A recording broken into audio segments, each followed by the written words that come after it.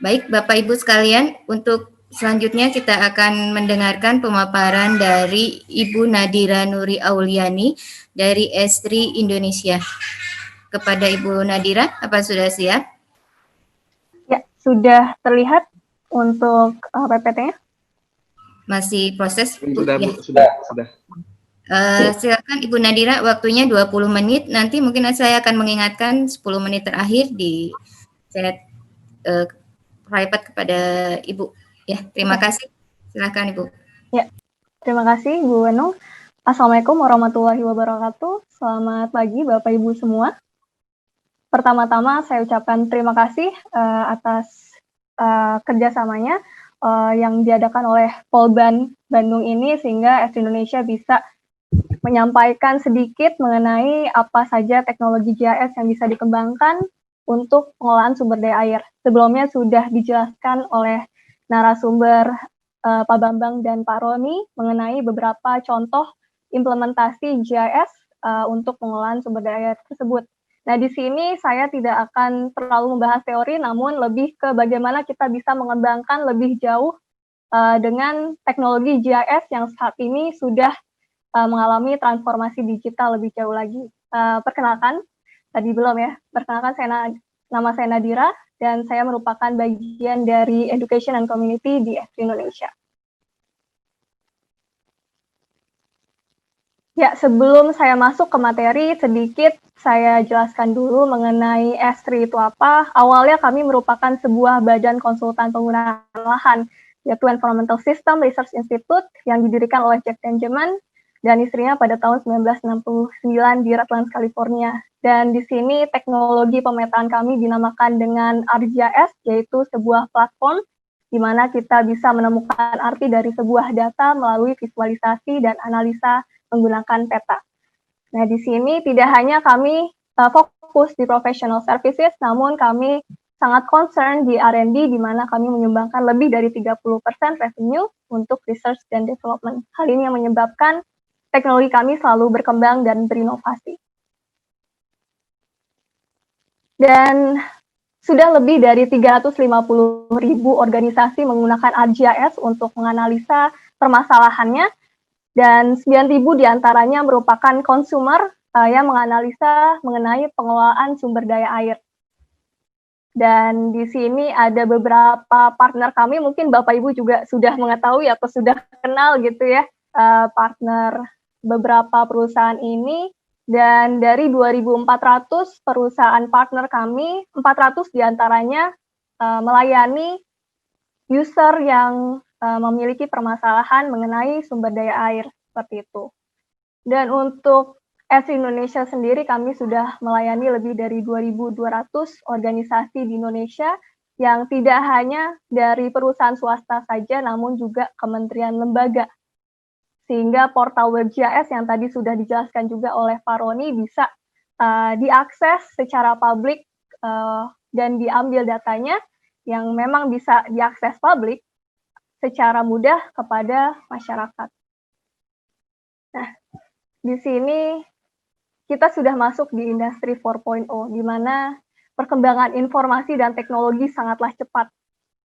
Perkembangan tren perkembangan seperti artificial intelligence, IoT, augmented reality, business intelligence, dan sebagainya sudah banyak dilakukan, dan tugas kami adalah untuk mengaplikasikannya kepada teknologi kami sendiri, sehingga industri apapun semuanya bisa menambahkan kapabilitas itu untuk analisa masing-masingnya. Dan untuk pengelolaan sumber daya air sendiri, jauhnya kita bisa mengembangkan smart water ataupun smart city. Nah, namun di dalam perjalanannya, terdapat beberapa tantangan untuk sampai ke transformasi digital. Di sini dibagi atas 3 aspek, yaitu real world modeling, jadi bagaimana kita bisa mengaplikasikan apa yang ada di dunia nyata ke dalam pemetaan, sehingga kita bisa men-tracing, melacak apa aset yang ada di lapangan, bagaimana model kompleks aset tersebut, kemudian bagaimana kita bisa mengintegrasi sistem-sistem lainnya. Saya yakin pasti Bapak Ibu tidak hanya menggunakan GIS, atau ArcGIS di sini spesifiknya untuk menganalisa. Nah, di sini bagaimana caranya kita bisa menggabungkan analisa yang Bapak Ibu sudah lakukan di teknologi lainnya dengan ArcGIS. Di sini dengan IoT, kemudian dengan asset tracking, kemudian serta statistik dan analisa lainnya. Dan yang terakhir di sini ada field office collaboration. Pastinya ketika kita melakukan pengukuran data di lapangan sebelum dilakukan analisis, terdapat pekerja di lapangan surveyor yang mengambil data. Nah, di sini bagaimana kita bisa mengkolaborasi data di lapangan tersebut secara real time dan ditampilkan melalui dashboard, sehingga semuanya bisa diintegrasi secara langsung. Nah, untuk permasalahan sumber daya air sendiri pun ada beberapa macamnya. Di sini dari kami membagi 3, yaitu kualitas air, kemudian water supply, serta bencana alam.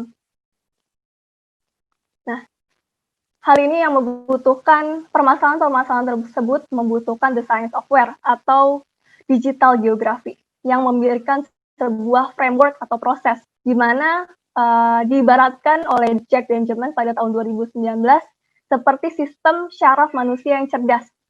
Ketika kita mendapatkan rangsangan adalah ketika kita mengukur, kemudian kita melihat apa yang terjadi di lapangan, permasalahan yang terjadi melalui visualisasi dan pemetaan. Lalu kita bisa mengerti permasalahan yang terjadi melalui analisa, pemodelan, planning, serta desain. Selanjutnya baru kita bisa merespon dengan pengambilan keputusan yang tepat.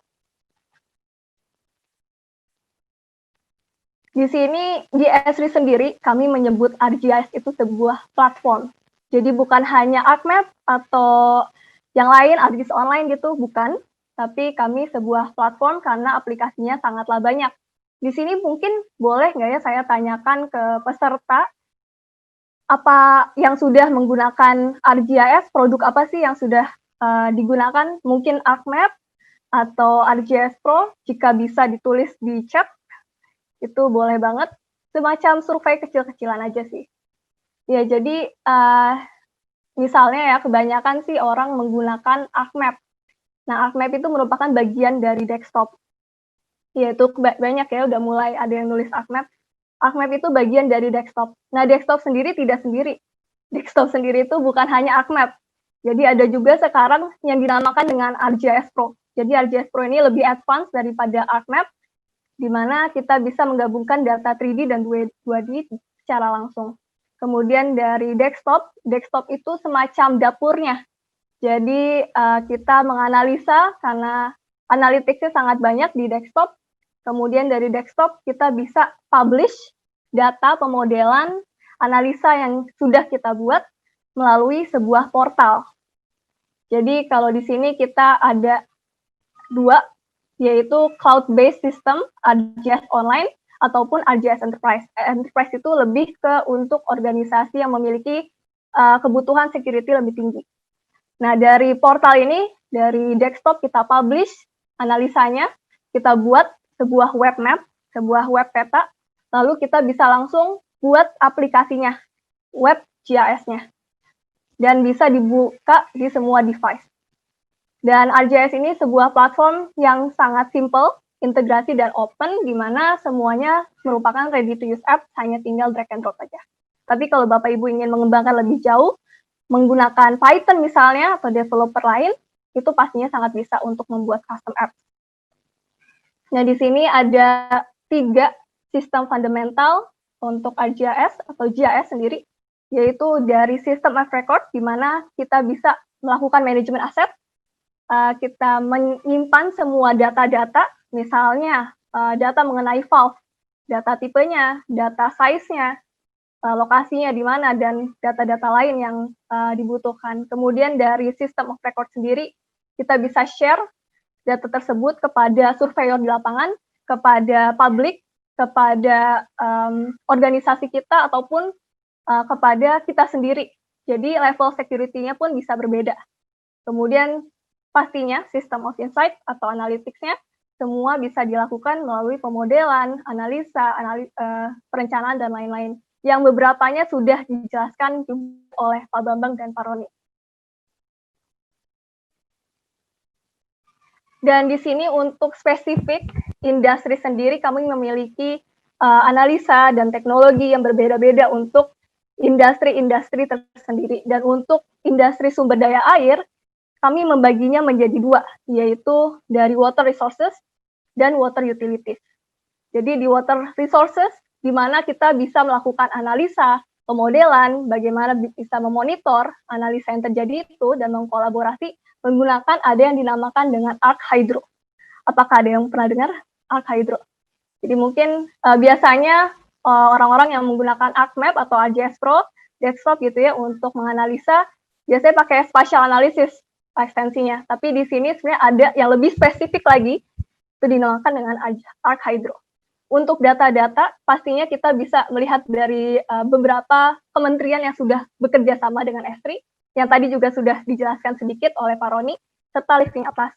Living Atlas itu seperti sebuah kumpulan dari dataset dan data-data yang dibutuhkan. Kemudian water utilities. Water utilities itu untuk utilitas ya, misalnya dari bagaimana kita bisa mengoperasional sebuah manajemen, sebuah sistem, kemudian mengkomunikasikannya, manajemen aset, dan mengintegrasikan semuanya dengan sebuah sistem yang cerdas.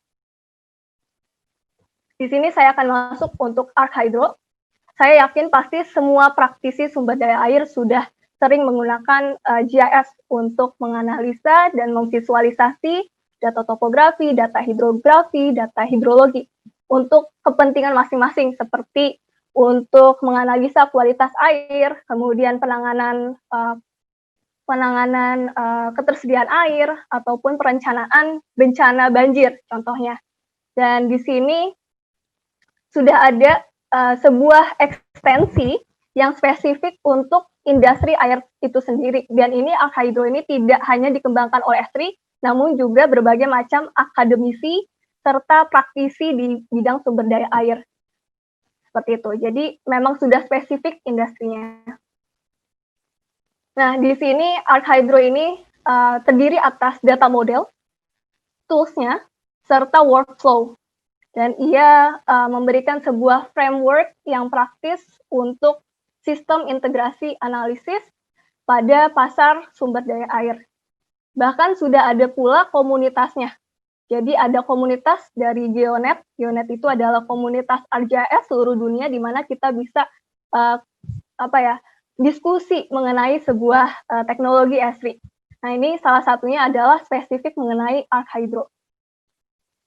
Dan di sini ada beberapa summary dari tools Arc Hydro itu sendiri, dari fondasinya, yang mirip dengan ekstensi lain, yaitu administrasi, manajemen ID, kemudian quality assurance, ya paling jangan sampai datanya itu nggak bisa, jadi mereka udah melihat data ini yang memang bisa dianalisis. Kemudian pre-processing terrain dari stream, strings, dan flow patterns. Lanjut mengenai general implementation-nya dari delineasi DAS, karakteristik DAS, kemudian delineasi floodplain atau dataran banjir, serta stormwater. Kalau nggak salah di spatial analysis belum ada. Kemudian ada pula yang spesifik implementasinya, yaitu tadi yang sudah di-mention juga oleh Pak Roni, yaitu Hack HMS dan salah satunya Hack Crash dan ICPR. Jadi itu bagian dari HNH ya, hidrologi dan hidrolika. Kemudian di sini pun terintegrasi dengan Living Atlas, jadi ada data-data juga mengenai watershed delineation, delineasi floodplain, dan lain-lain. Seperti itu. Nah, di sini untuk Living Atlas, kita semua bisa mengakses kumpulan dari peta, layers, serta dataset yang di-share oleh berbagai macam user di seluruh dunia. Jadi Esri sendiri kami bukan penyedia data, tapi banyak data-data yang sudah diberikan oleh banyak dari partner kami ataupun dari user-user kita. Namun mungkin kalau Living Atlas itu lebih ke sedunia, jadi kurang spesifik. Di sini untuk Indonesia sendiri, karena kami sudah bekerja sama dengan banyak kementerian lembaga yang memang menganalisa data spasial juga. Di sini beberapa diantaranya adalah 1, 2, 3, 4, 5, ada 5 dari DebHub, portal Inagio Portal, BNPB, Dukcapil, Pusdidosal, dan lain-lain tadi sudah di-mention juga oleh Pak Roni. Dan di sini Bapak Ibu bisa langsung mengambil datanya melalui reservis dan memasukkan datanya di dalam ArcGIS Desktop ataupun ArcGIS Online. Di sini kami pun sudah memberikan link untuk kumpulan dari semua kementerian lembaga yang bekerja sama dengan Esri. Bisa langsung diakses linknya ketika sudah di-share materinya. Jadi sudah banyak dari GIS portalnya serta ArcGIS Reservice-nya sudah di-share linknya. Nah, tadi mengenai water resources. Sekarang di sini bagaimana ArcGIS mensupport semua utilitas dari aset manajemennya, karena pasti semua perusahaan membutuhkan manajemen aset yang baik ya. Bagaimana mereka bisa memvisualisasikan aset-aset yang mereka miliki, di mana lokasinya, ataupun bagaimana mereka bisa menganalisa di mana lokasi yang tepat untuk menambahkan aset. Kemudian selanjutnya operational management, bagaimana kita bisa dari perusahaan air misalnya, mereka bisa mendeliver pelayanannya dengan cepat, dengan waktu yang tepat, serta dengan biaya yang cepat. Itu menggunakan operational management, di mana kita bisa melakukan sharing data, editing data, visualisasi secara real time dari orang-orang yang di lapangan ataupun di dalam office. Kemudian komunikasi, pasti seluruh perusahaan dimanapun membutuhkan engagement, semacam engagement untuk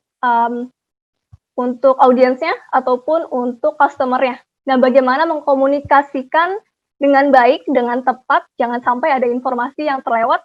Ini bisa menggunakan ArcGIS. Ada yang dinamakan dengan story map, di mana kita bisa menceritakan sebuah isu atau sebuah bisnis menggunakan yang secara interaktif, informatif, serta menarik. Kemudian semuanya pastinya diintegrasikan dengan sistem yang cerdas, sehingga perkembangan teknologi bisa lebih cepat lagi. Nah, di sini saya akan langsung untuk demo beberapa teknologi yang sudah dikembangkan. Ini yang pertama adalah bagaimana kita bisa memonitor kualitas air. Di sini memonitor pH air menggunakan sensor. Jadi di sini bisa menggunakan sensor, kemudian diintegrasikan dengan dashboard. Jadi kita bisa langsung tahu berapa tingkat pH dari sebuah air. Ini contohnya hanya satu sensor. Di sini sudah ada berapa tingkat pH-nya dan chart pH-nya pun bisa dimasukkan di dalamnya. Ini penggunaan sensor IoT untuk monitoring water pH. Kemudian selanjutnya di sini ada contoh dari monitoring water consumption. Di sini adalah visualisasi peta dari real world sebuah sistem air. Nah, di sini kita bisa lihat semua asetnya, mungkin dari meternya, kemudian dari valve-nya, di mana saja. Dan di sini semuanya ini bisa dilihat berdasarkan expand-nya ya. Jadi ini kalau lebih dekat, di zoom in, maka kita bisa melihat jumlah service connections-nya berapa, dari residential serta komersial. Nah, di sini kita bisa mengintegrasikan data tersebut dari kita buat di dashboard-nya, lalu misalnya kita ingin melakukan editing proses di desktop. Ini adalah interface dari ArcGIS Pro, jika ada yang belum pernah melihat atau belum pernah mencoba. Di sini kita bisa melihat ini semua asetnya. Kalau tadi di zoom out itu belum terlalu kelihatan. Kemudian misalnya kita ingin integrasi dengan surveyor di lapangan. Misalnya ada report mengenai data yang missing gitu. Di sini ini menggunakan iPad ya, ini contohnya ya. Di sini surveyor di lapangan langsung memasukkan datanya. Jadi ini sudah berbentuk template datanya. Jadi nggak akan ada yang salah, nggak ada yang permasalahan standar seperti typo itu nggak akan ada. Jadi memang sudah ke-record sesuai template.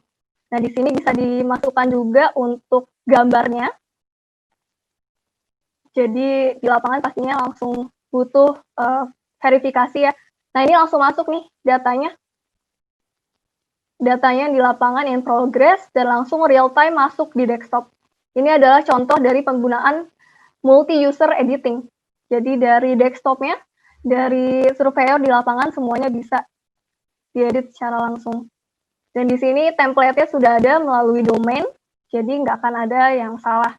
Kemudian misalnya, sini kita bisa buat insight-nya dari berapa jumlah pipa per zona pressure, hydrant per zona pressure itu, ataupun daily consumption-nya seperti apa.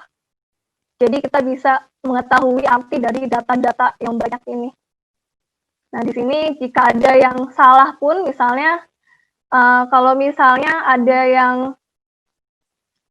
terjadi permasalahan, kita bisa tracing kira-kira akan sampai berdampak sampai mana sih si sebuah sistem ini.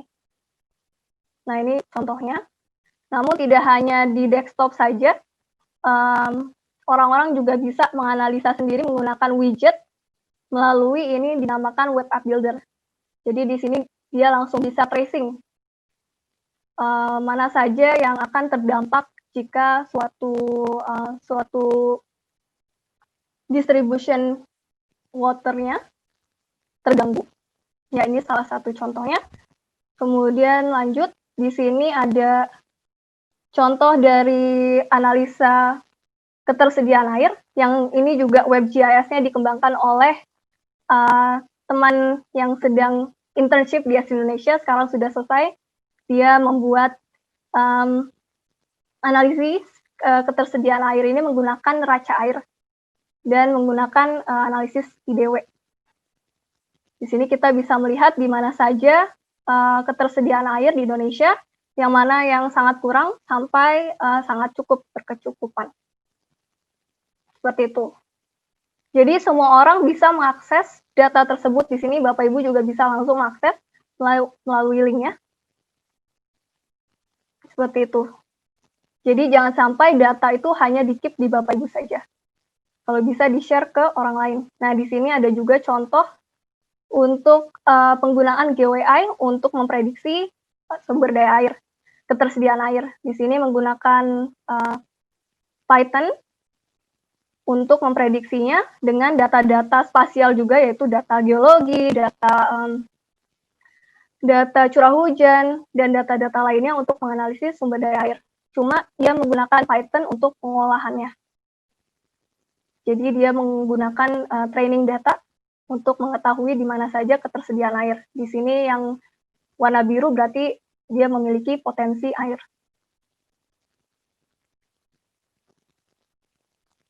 Kemudian selanjutnya di sini juga contoh dari multi-user editing dari di lapangan ataupun di office, di mana kita bisa langsung edit melalui portal. Di sini contohnya adalah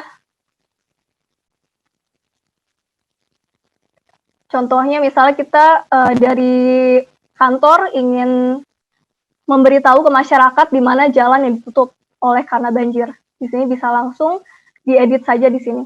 Jadi nggak harus kita menunggu satu orang untuk mengedit karena dia yang membuat datanya misalnya atau membuat analisisnya, tapi semua orang bisa langsung berkontribusi. Oke, sedikit lagi ini ada pula monitoring untuk dampak banjir. Di sini di Indonesia, di Sumatera, di Banyuasin. Jadi di sini bisa lihat status pintu airnya seperti apa. Kemudian kita integrasikan juga dengan data CCTV, jadi kita bisa tahu data di lapangan itu seperti apa, kondisi di lapangan seperti apa. Dan yang menarik di sini adalah masyarakat bisa memberikan informasi publik dengan pelaporan masyarakat di Musi Banyuasin. Seperti itu. Jadi kemudian langsung masuk pelaporan masyarakatnya. Dan di sini pun kita bisa menggunakan widget yang tadi dengan web app builder, misalnya di lokasi insidennya seperti apa, kemudian lokasi terdekatnya dengan jarak seperti apa, direction-nya dari mana ke mana seperti apa. Oke. Ya, kemudian ini juga contoh dari intelligent water system yang tadi contoh dari sistem air, tapi ini di PDAM Surabaya. Jadi kita bisa tahu misalnya ada kebocoran, pipa yang rusak, seperti apa, dan pelaporannya jika sudah disurvei atau sudah diverifikasi seperti apa. Lalu di sini juga ada contoh, di sini hanya visualisasi saja ya, ini pakai data footprint building sama data DEM, jadi kemudian menggunakan JavaScript, bisa simulasi dari 1 jam hingga 24 jam banjir terjadi, jadi kita bisa tahu building mana aja, bangunan mana saja yang terdampak oleh banjir. Kemudian di sini kita bisa integrasikan dengan data 3D, melihat ketinggian dari setiap area banjir. Ya, terus ini yang terakhir, di sini ada, jadi di Esri kami memiliki tim ESSC, Emergency Spatial Support Center, di mana kami memonitor salah satunya banjir di Jakarta menggunakan sensor untuk melalui pintu air di Jakarta. Jadi kita akan memberitahu ke masyarakat jika sudah siaga 1 sampai siaga 4. Di sini kita memberikan alert kepada masyarakat melalui Telegram. Seperti itu.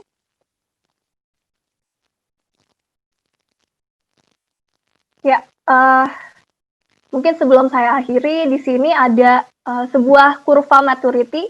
Di sini Bapak Ibu bisa mengetahui Bapak Ibu tuh sudah sampai mana sih penggunaan GIS untuk menganalisanya. Apakah belum menggunakannya sama sekali, masih menggunakan berbasis kertas, ataupun sudah memiliki spatial thinking dengan menggunakan digital map serta image management.